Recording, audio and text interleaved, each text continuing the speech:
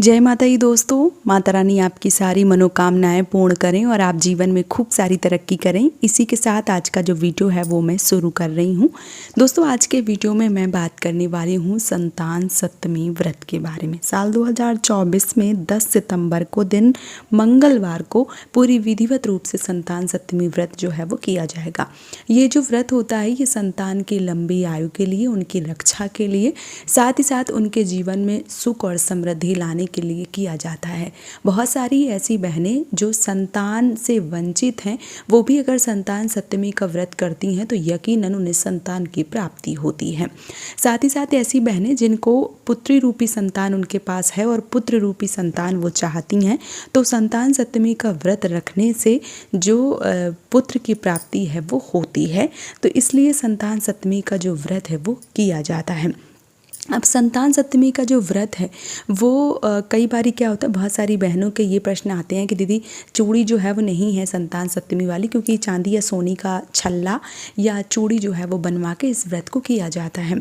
तो जो चूड़ी है वो नहीं है तो क्या करें, व्रत करें या ना करें। तो देखिए, अगर आपके पास जो चूड़ी है या जो छल्ला है वो नहीं है, वैसे अगर चूड़ी होती है तो अच्छी बात है, चूड़ी नहीं होती है तो आपको एक छल्ला आता है, उसमें 7 निशान जो है वो बना के पहनी जाती है उंगली में।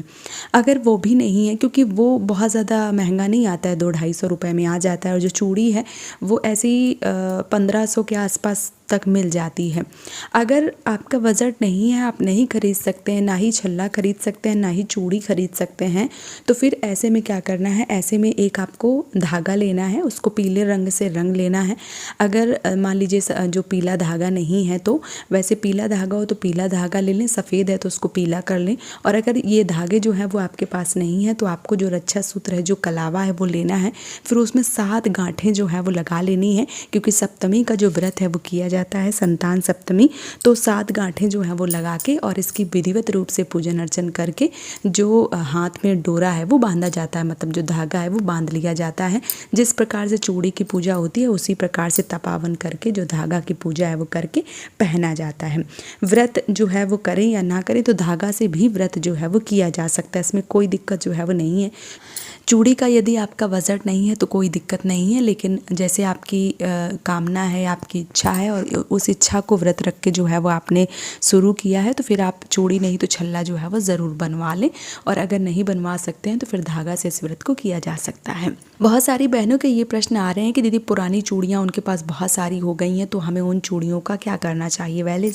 वैसे इससे पहले मैंने जो वीडियो डाला था उस पर मैंने सारी डिटेल में जानकारी जो है वो दे दी थी, लेकिन फिर से बता दे रही हूँ कि जो पुरानी चूड़ियाँ हैं, मतलब संतान सप्तमी की जो चांदी की चूड़ियाँ हैं या जो छल्ले हैं बहुत ज़्यादा इकट्ठा हो गए हैं तो आपको कमर से ऊपर, मान लीजिए कमर का अगर कुछ पेटी वगैरह लेना चाहती हैं तो वो भी ले सकती हैं। आप अंगूठी बनवाना चाहती हैं, क्योंकि जो चांदी है उसको पलटवा के सोने की चीज़ भी ली जा सकती है, या चांदी की भी कोई चीज़ जो है वो बनवाना चाहती हैं तो आप चांदी की भी जो चीज़ है वो बनवा सकती हैं। आप गले का चेन बनवा सकती हैं, आप कान का बनवा सकती हैं, आप नाक का बनवा सकती हैं, आप हाथ का बनवा सकती हैं। लेकिन पैरों में जो संतान की चूड़ी है, मतलब जो संतान सप्तमी की चूड़ी है वो पैरों में नहीं पहनी जाती है। तो भूल कर भी आपको ये जो पुरानी चूड़ियाँ हैं इनका जो पायल वगैरह है वो, बिछिया वगैरह है वो बिल्कुल भी नहीं लेना है। इस बात का विशेष रूप से ध्यान रखें। तो अगर आपके पास ढेर सारी चूड़ियाँ जो है वो हो गई हैं तो आप उनका अपने कमर से ऊपर का जो भी चीज़ आप बनवाना चाहते हैं वो बनवा सकते हैं।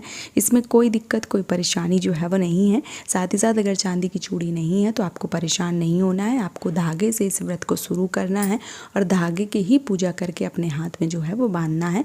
ये भी बहुत ही उत्तम बताया गया है। तो उम्मीद करती हूँ संतान सप्तमी का ये छोटा सा वीडियो आप सबके लिए काफ़ी ज़्यादा मददगार रहा होगा। वीडियो अगर पसंद आया है तो आप मुझे सपोर्ट ज़रूर करें इस चैनल को सब्सक्राइब करके। आज का वीडियो यहीं पे समाप्त कर रही हूँ दोस्तों। जय माता दी।